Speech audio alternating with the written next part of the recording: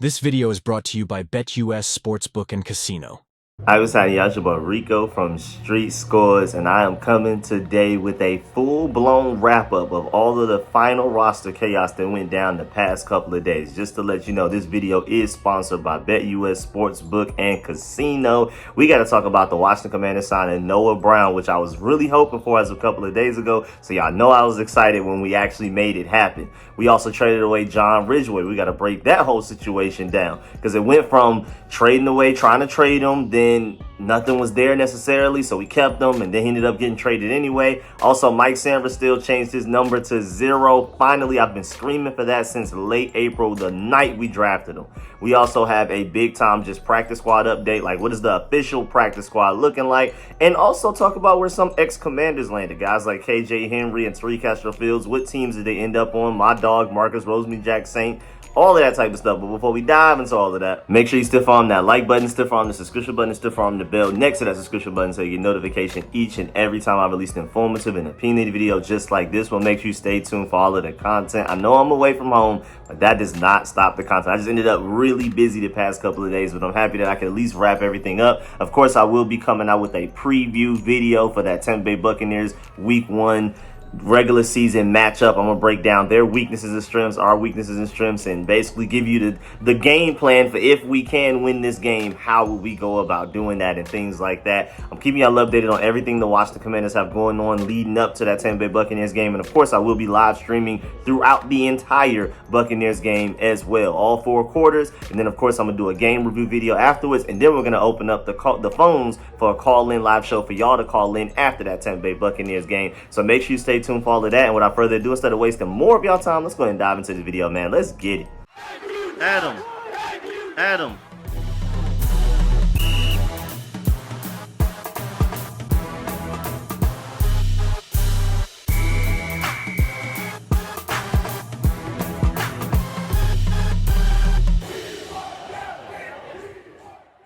All right, so first of all, of course, people were panicking at a certain point. Not everybody, but some Commanders fans noticed that we didn't claim a single person on the waiver wire. We were second in priority, only behind the Carolina Panthers. So if there's this one player that was out there that we wanted, the only team that could stop us from getting them was the Carolina Panthers out of all of the other teams in the NFL, and yet we did not go claim anybody, not even one player.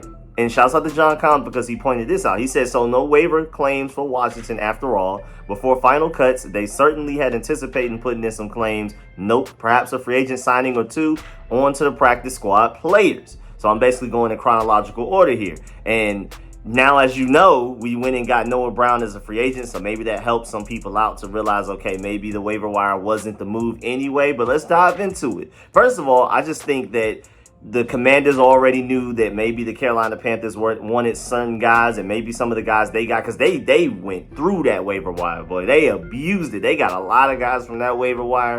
And first of all, one thing that I thought of immediately when I saw that we had no waiver wire entries was that, I mean, typically it's bad teams. That's why they have the higher waiver wire priority, because those are the worst teams, and you're typically using it to get, you know, one man's trash, another man's treasure type of situation. So it's not like claiming a bunch of guys off of the waiver wire is about to make a huge impact on your team. It's not like you're just bringing in guaranteed starters or anything like that. So it was just never meant to be used in that way in the first place. But I also do believe that maybe if we did want a couple of guys, maybe Carolina Panthers just went ahead and scooped them all, and maybe we already knew that, and we were like, we're not even going to put in a claim because we already know that the Carolina Panthers are about to swoop them up anyway. But it was pretty interesting that other teams around us put in claims. The Panthers 5, the Patriots 4, and then we're right in the middle of them with 0. But I guess that just, again, back to my point, maybe we're just not as bad as those teams. I don't think we're as bad as the Panthers or the New England Patriots. I feel like they're both going to be somewhere in the top 3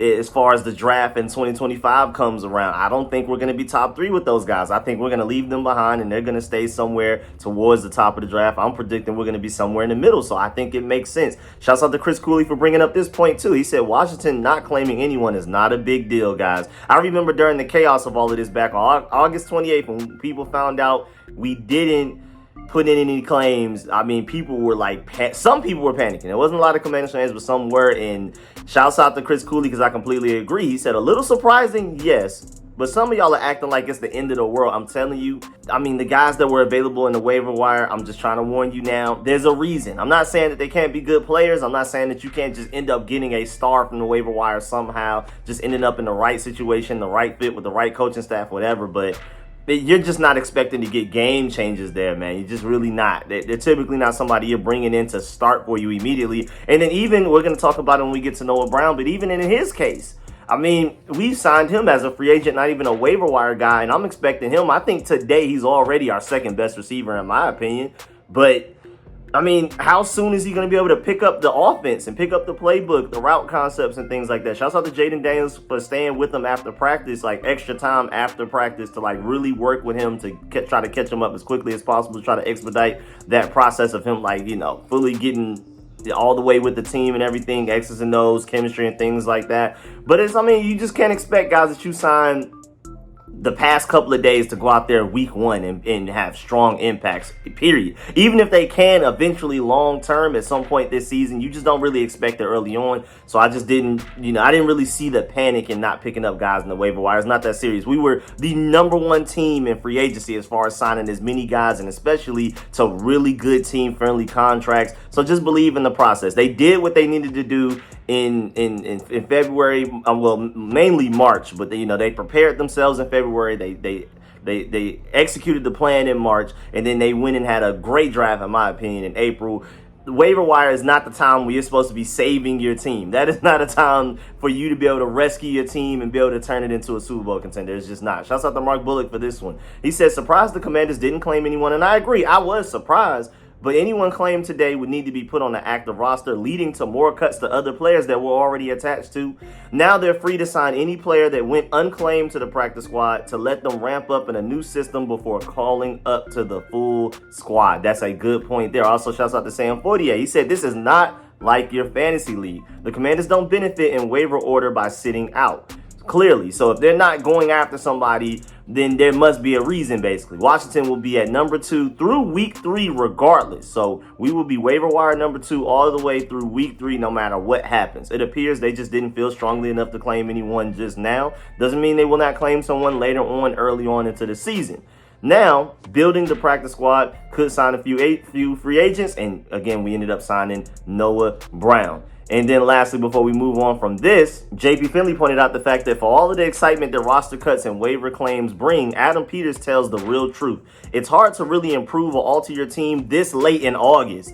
That mostly happens in March and April. Shouts out to Adam Peters being a smart GM, a GM that knows football and understands that part, the point that I was making earlier, but he just wrapped it up in a nice bow, a quick, concise sentence and point that, I mean, it's just not much you can really change at this point, late August, compared to what you should have done in April and March. It's not even going to be able to compare. If you handled your business the way you should have back then you wouldn't be in a situation right now to where you even need to panic over the waiver wire, because it's, again, the waiver wire. Now, moving on.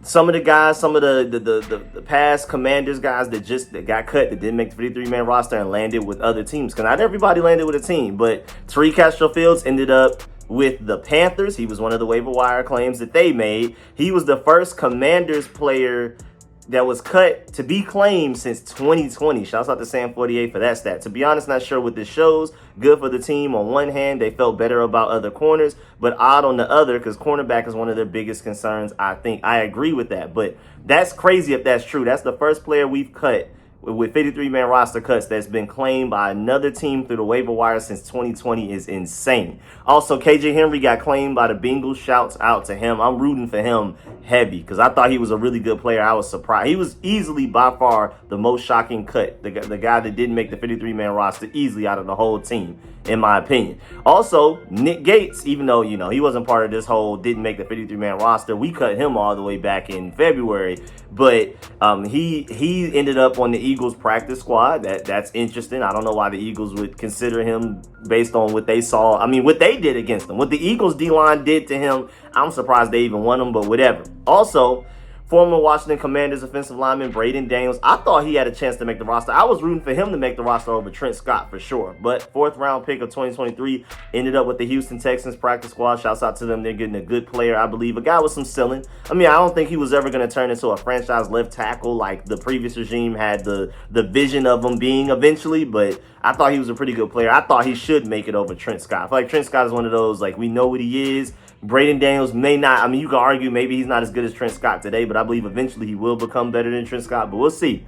Also, shouts out to Commanders Realm for pointing this out, because all of the guys that didn't make the 53-man roster, we didn't even bring back to the practice squad and things like that. At this rate, we're going to end up with more Gruden guys than Rivera guys. It's actually really looking like that. Shouts out to Steven Wino for this one. He said the Washington Commanders' initial 53-man roster includes 12 of the 33 draft picks made during the Rivera's time in charge, which is insane because this was just the past 4 years. That's it. Dating back to 2020. That's incredible turnover. Then 4 other players acquired during Rivera's regime from 2020 to 2023 as far as like trades, free agents. That's insane. That's all that's left. And 3 players without existing contracts from last season re-signed. That's it. That is absolutely crazy, Rivera. I mean, you basically just wasted our 4 years and just set us back. And then lastly, Marcus Rosemy-Jack-Saint is signing with the Eagles to their practice squad. And on one hand, I'm happy for him because he's going over there with a lot of other Georgia dogs that I like. But at the same time, man, I'm tired of them piling up for the Eagles. Why does it have to be one of our division rivals that's the team that loves to pick up as many Georgia dogs as possible? It's making me sick to my stomach.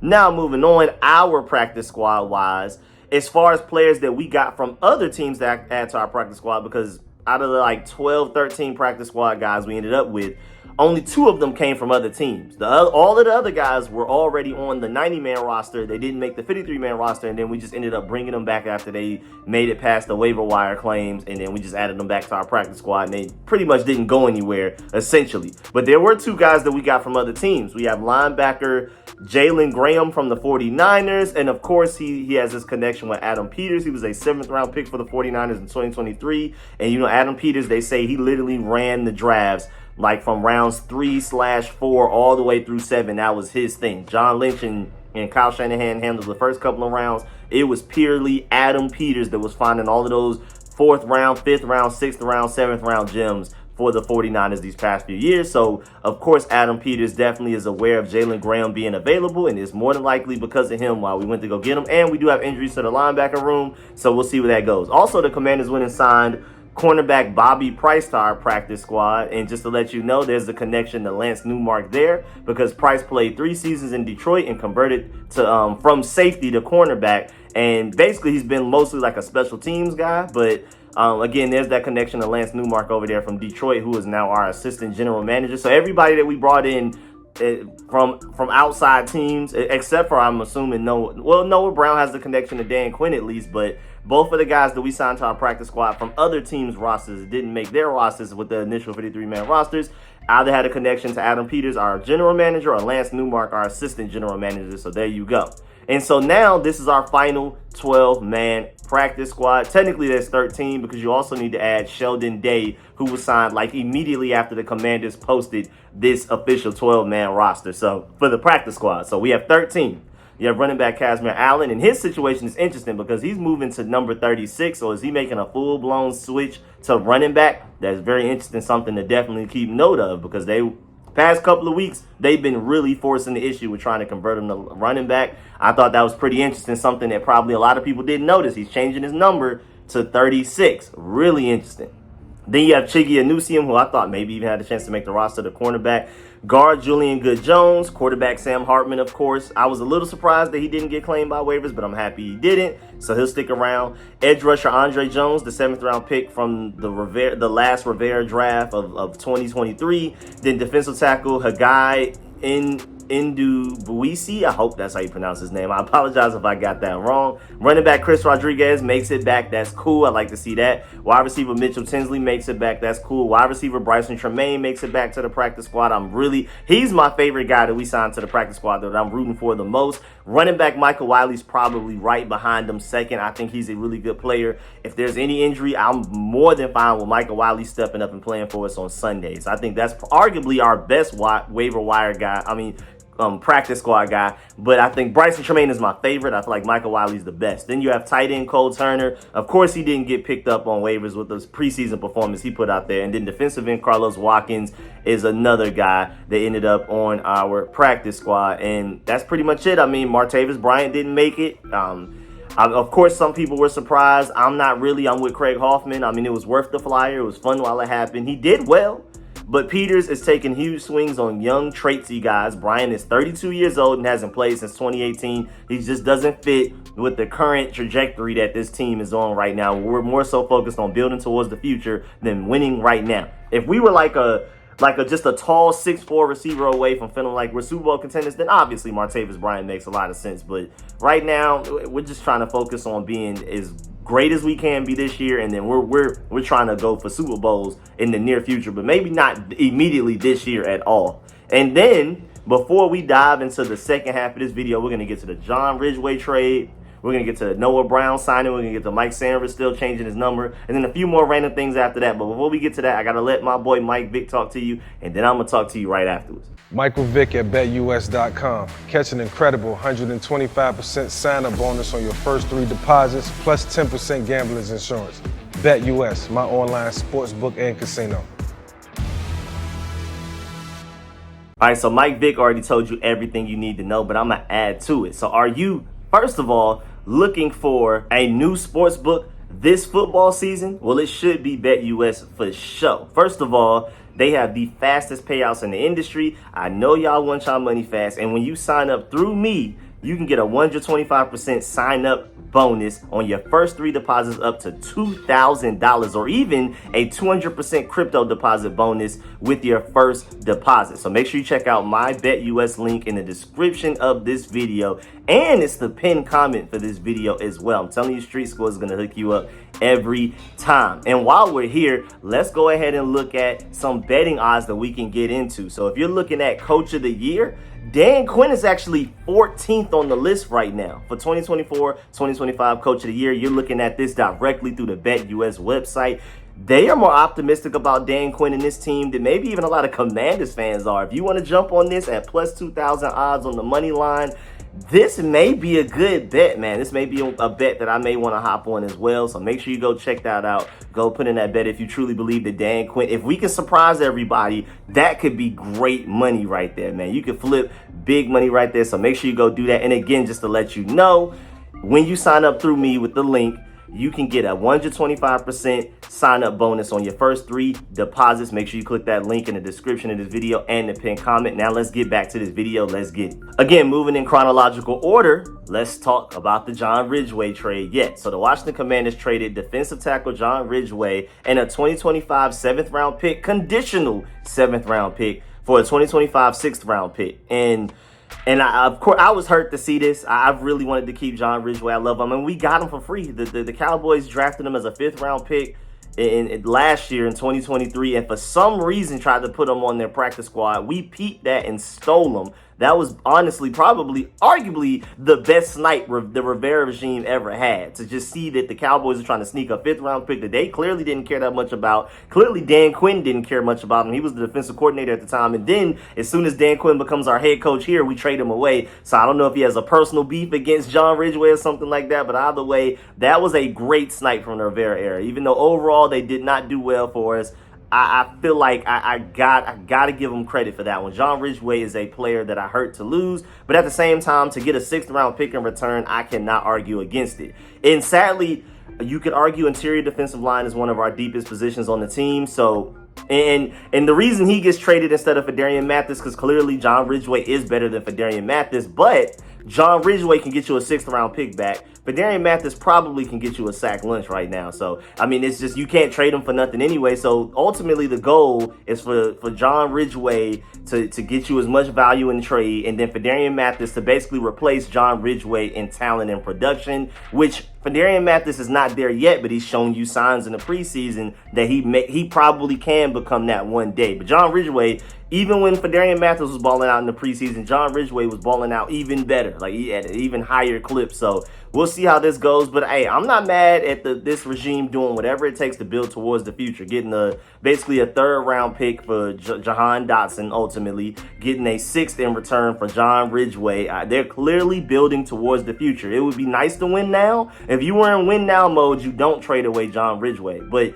we're trying to do a good balance of be competitive this year. We're not trying to tank or anything, but we're definitely looking towards the future. Like, man, this 3rd and 6th round pick could turn into something special. I mean, if you think about draft wise, with Brandon Coleman, potentially our starting left tackle, was a 3rd round pick. Luke McCaffrey, whenever he turns out, he fully develops and turns into a good receiver, that's a 3rd round pick. And then 6th round wise, I mean, you just Dominique Hampton, I believe, was a 6th round pick. You just never know.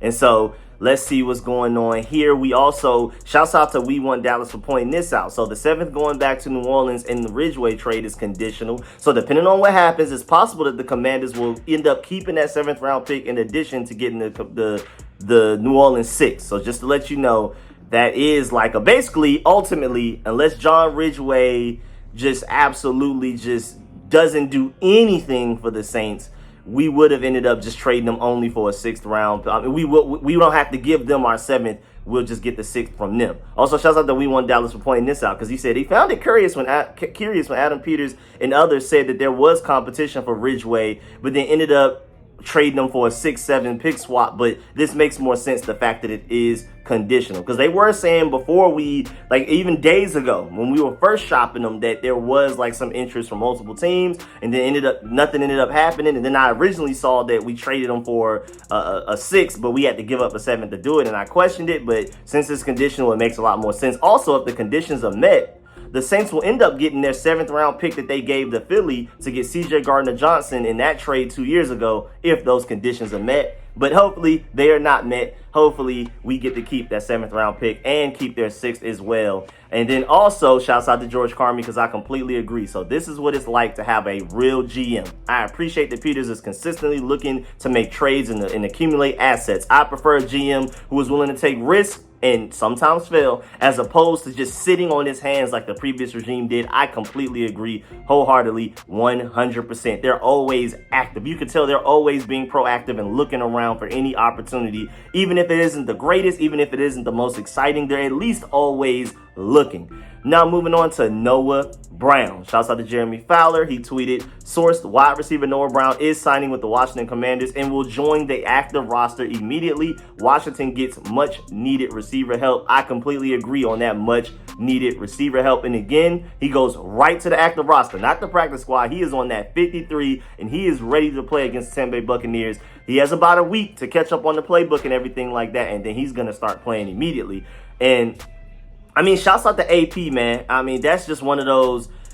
I mean, I'm not going to sit here and even take credit, because I felt like the match was too obvious. I made a video days ago that we need to go get Noah Brown. I would have even taken a flyer on cornerback Caleb Farley, who was cut by the Titans. But Noah Brown made too much sense, and I'm just so happy that, if anything, I'll take it as a compliment to me that, like, I saw talent, and Adam Peters was like, yeah, we need that talent. I'm more like, man, okay, so I'm on point. Like, hey, Adam Peters doing smart things. I'm calling it out before it happens. Hey, we like this right now, man. We locked in. But either way, man, the match was too obvious. Again, I don't even want to take credit for that, because it makes too much sense. We need receiver too bad. We need height. We need physicality in the receiver room. We need a bigger, I mean, the day that we signed him just a day or two ago, he's already the tallest receiver on the roster. We cut Martavis Bryant. Bryce Tremaine is on the practice squad. We needed a big receiver. And even if he wasn't a big receiver, we just needed a quality receiver. Today, even, I mean, just excluding the fact that he doesn't know the playbook or the route concepts or the terminologies in the offense and things like that, all of the nuanced things that's going to take time for him to, eventually gain. I mean, outside of that, he's our second best receiver today. Automatically, I feel like, in my opinion. And again, this was not a waiver wire situation that we claimed. This was a free agent, so we still never made any waiver wire claims. That's cool with me. And again, just to let you know, with John Ridgeway getting traded, he's immediately taken in that spot. So that's the transaction right there. Just to let you know, he was a 7th round pick by the Dallas Cowboys in 2017. Should have never even been drafted that late in the first place, coming out of Ohio State. The way that they develop and produce receivers is ridiculous. Now, I mean, I don't know if y'all know about this Jeremiah Smith kid that's a true freshman coming out of the state of Florida, but I think he's going to be even better than Marvin Harrison Jr. It's absolutely insane. He's going to play day one. Just Ohio State, the receiver factory they got going on is insane. But either way, going back to Noah Brown, 7th round pick by the Dallas Cowboys in 2017. He's played in 76 games over his 7-year career with 25 starts, most of which were with the Cowboys. He's caught 59% of his targets, amassing 1,547 yards with 5 touchdowns. But Brown's most successful seasons have come over the last 2 years. In that span, he started 20 games. He has been hurt. We're going to talk about the injury situation. That's his biggest negative. His biggest red flag is his injuries. Other than that, great receiver. He recorded at least 500 yards in each of those last 2 seasons with 5 scores. He had a career-high 567 yards in 2023 while playing for the Houston Texans. That's his best season. So momentum, his trajectory is pointing forward, is pointing up. Like, this guy is coming off of his best season. I'm assuming he's only going to keep getting better. He had 567 yards receiving last season. And him being 6'2", a little bit taller than that. I think he's slightly taller than Luke McCaffrey, 230 pounds, 1,100 yards and 11 touchdowns over the last 2 seasons. He significantly has more production in that time frame than any wide receiver on the Washington Commanders roster not named Terry McLaurin. Significantly, like a pretty decent gap. And of course, he was in Dallas with Dan Quinn a couple of years ago, not last year because he went to the Texans last year. But Dan Quinn and him, they crossed paths 2 years ago back in the 2022 season. Noah Brown also had his best NFL season under wide receivers coach Robert Prince, who spent several years in Detroit with Lance Newmark and Martin Mayhew. So maybe they talked it over. Adam Peters and Dan Quinn and those guys. Maybe even Cliff Kingsbury talked it over with those guys. What do you know about them? Talk to Robert Prince about him. What are his work habits, his work ethic off the field, film study and things like that, all of that type of stuff. Shouts out to Rush Manuel for that connection right there. Also, shouts out to Rush Manuel for pointing out the fact that Terry McLaurin loves himself some Noah Brown. Years ago, he had some great things to say about Noah Brown and his work ethic, especially recovering from an injury in college. Again, you're going to hear injury brought up a lot with Noah Brown. He's gotten hurt in college. He's gotten hurt at the NFL level quite a bit. Hopefully, he can stay healthy with us. We'll see. But either way, Terry McLaurin said about Noah Brown, personally, I feel like he was one of the best receivers. Him and Mike Thomas were pretty much unguardable last camp. So again, this is going back to their Ohio State days together. This is an Ohio State teammate. Terry McLaurin lost his Curtis Samuel Ohio State teammate. Now he gets Noah Brown. He continued on saying, seeing him go down was tough, but he's been attacking his rehabilitation like I've seen no other. This is a guy that's very determined. He is going to work his tail off. Speaking of Noah Brown working his tail off, going back to the 2023 season, he ranked 42nd out of all wide receivers in the NFL in his overall Pro Football Focus grade. Just to let you know, Terry McLaurin was 35th, which is, Terry McLaurin's ahead of guys like George Pickens and Jaden Reed and guys like that. But Noah Brown at 42nd, again, Terry McLaurin's above him at 35th, but Noah Brown at 42nd is still above Garrett Wilson, Adam Thielen, T. Higgins, Cooper Kupp, Calvin Ridley, Christian Kirk, Josh Downs, Josh Reynolds. We could keep going on and on and on. There are a lot of receivers. Curtis Samuel, Jacoby Myers, Demarcus Robinson, Brandon Cooks, Tutu Atwell, Christian Watson, Jerry Jeudy, Darius Slayton, Michael Thomas, of course, Marquise Brown, Cedric Wilson, Jackson Smith and Jigba, Jamison Williams. We can go on and on and on. This guy is different. And there's only 32 NFL teams. If you're in the 40s, that's really good. That's better than most other teams' wide receiver 2s, because you're almost as good as other teams' wide receiver 1s, technically, according to the fact that he's 42nd and there's only 32 NFL teams. So I will gladly take that, because we needed a wide receiver 2 bad, even while Jahan Dotson was here. And then after trading him away, we needed one even more. Shouts out to Commanders Realm for pointing this out. He said Noah Brown had his most productive year last year as the 4th wide receiver in Houston. He was the 4th option, technically the 5th if you really want to count Dalton Schultz, the tight end, as well. And yet he still had 567 yards, averaging 17 yards per catch. He's only 28 and is instantly the tallest receiver in the Commanders wide receiver room. It makes way too much sense. Noah Brown also, I want to point out the fact that he had a 2-game stretch last year against the Buccaneers and the Bengals where he went 6 catches, 153 yards, and 7 catches, 172 yards, and a touchdown. And that's going to be big time for us, man. If he can, replicate that 2-game stretch at least consistently, or at least a few times this season, that's going to be huge for us. Just again, 6 catches, 153 yards, 7 catches, 172, 1 touchdown, back-to-back games. And also, mind you, what's really interesting about that is that we play the Tampa Bay Buccaneers week 1 and we play the Bengals week 3. So the 2 teams that he's had his best games of his career against, we also happen to play them very early this season. We're going to need him immediately. I don't think people understand how great of a signing this is on multiple levels. especially since the proven track record of success against 2 opponents that we played within the first 3 weeks of the season is actually crazy. I don't know if Adam Peters thought about that, if that's just him playing chess, everybody else playing checkers, we'll see. But he's a good blocker as well. We're not even just talking about a receiver that can catch. He's very physical. He has great size. He can block. And he was on pace for 1,000 yards receiving last year if he didn't get hurt. Because mind you, he only played in 10 games. So if you take his stats and span it over a 17-game pace, he would have had 56 catches for 963 yards and 3.4 touchdowns, which isn't necessarily that amazing. But the over 900 yards would have been really nice for us last year. If we could project that for him this year, 963 yards, if he's able to stay healthy all season, that is huge for us. We win more games because of that. Like, it's super. And then shouts out to Lut Maltellett for this, my boy Jamal over there. He said, I think Thomas served Noah Brown well in terms of development. He wasn't a receiver that I was too impressed with versus Cushions before last year, but he made several plays with Houston in that area. So this is a guy that is constantly improving, not only just statistically, but in like the little nuanced things at the receiver position that he's worked on. So this is a guy who's ascending. Again, I think his trajectory is pointing upward. I think he's going to be a guy that keeps getting better and better and better. The only problem is the injury history. That is his biggest red flag, in my opinion. Hopefully, we can avoid that situation with him here. Hopefully, he can find like the health fairy or something here or something like that. We'll see. Also, shouts out to Dan Quinn because he offered arguably his most sacred compliment to Noah Brown. He said, the first thing is I think about Noah is that he is a dog A-word competitor. Like, he is really a physical player, unquote. And that is a very high compliment coming from the general manager himself. Now, moving on to Mike Sainristil. He finally got his right number, man. Thank you. So apparently Mike Sainristil, who wore number 2 all throughout this offseason and shared a number with De'Ami Brown, and people were speculating, okay, well, this means maybe De'Ami Brown will make the team. But then we see De'Ami Brown balling out. He's probably your wide receiver, too, until we just sign Noah Brown, or at least until Noah Brown catches up with the offense. Maybe he still is your wide receiver, 2 today. But either way, it's not like we're going to take the number from De'Ami Brown, so we got to take it from somebody. He's switching to number 0, and so Marcus Mariota had to come up off that number 0, and that is his number from college. That is what Mike Sainristil wore at Michigan. I've been screaming this since the night we drafted him, that Mariota needs to come up off that number 0. Move over and hand over that number, dog. I've been screaming this. I've said this in multiple videos. I've said this in live streams. So y'all know I'm so happy to hear this, man. It just made too much sense. I don't even feel like this is another one where I don't even think I deserve credit for calling it, because it just makes too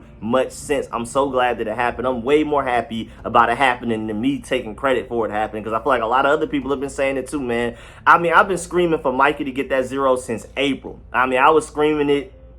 And it's cool too, because again, I was screaming for Noah Brown for the past couple of days. Then we ended up signing him, and then we also got Mike Sainristil to get his number. So in that 2-day span, I got a lot of my wishes granted. I'm super excited. And just let you know, for those of y'all that do care, Marcus Mariota will wear 18 because he wore 8 at Oregon, but Brian Robinson's wearing 8. You're not getting that 8. And I mean, the only reason I was okay with Marcus Mariota wearing 0, because I was hoping that stood for how many regular season passes he would attempt for us. Hopefully, Jaden Daniels never has to come off the field, and Marcus Mariota ever had to do anything. So that was the only reason. Other than that, he needed to come off of that number 0. I'm so happy that they did it.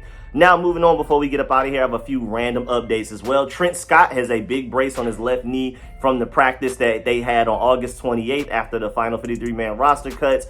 Also, Colson Yonkhoff, the undrafted free agent tight end. We only kept 2 undrafted free agents for the final 53-man roster. It was my boy Tyler Owens, who I was telling y'all about since March, and I was rooting for to make the team. I'm so happy he made it. And then also tight end Colson Yonkhoff, who made it over Cole Turner.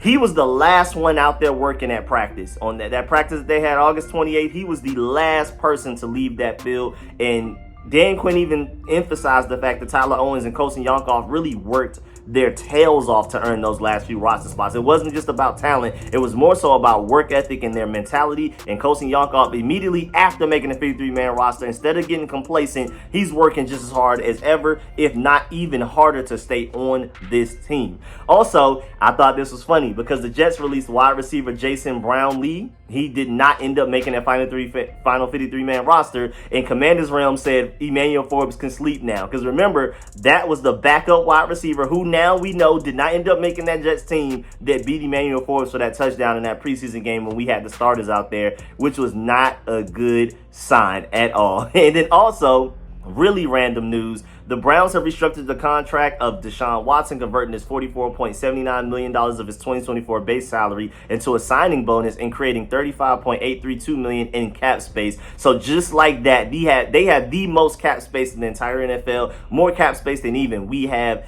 Hey man, those contract restructures, those contract finesses, cap space, whatever they got going on over there. Now, we brought over Brandon Sosner to be that contract finesse, so I'm really optimistic about the fact that we'll be able to do some things like that whenever we want to and need to. I'm still trying to figure out how the 49ers are going to figure it out after paying Brandon Ayuk all that money. They got to pay Trent Williams. They're going to have to pay Brock Purdy. I'm trying to figure out how the Cowboys are going to do it after they pay CeeDee Lamb, how they're going to pay Micah Parsons, Trevon Diggs, and Dak Prescott. I don't know.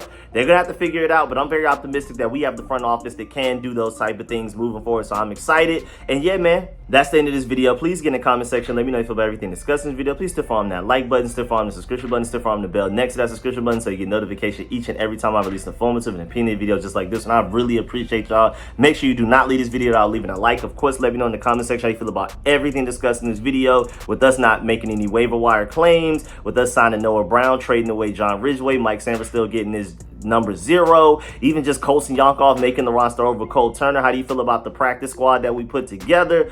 All of that type of stuff, man. I really appreciate y'all. I'm gonna try my best. I've been super busy, but I'm gonna try my best to read and reply to as many comments as possible. Appreciate y'all. And also, before we go, remember that this video was sponsored by BetUS Sportsbook and Casino. And please, if you don't do nothing else, make sure you gamble responsibly. I appreciate y'all. Leave a like on the way out. Catch y'all later. I'm out.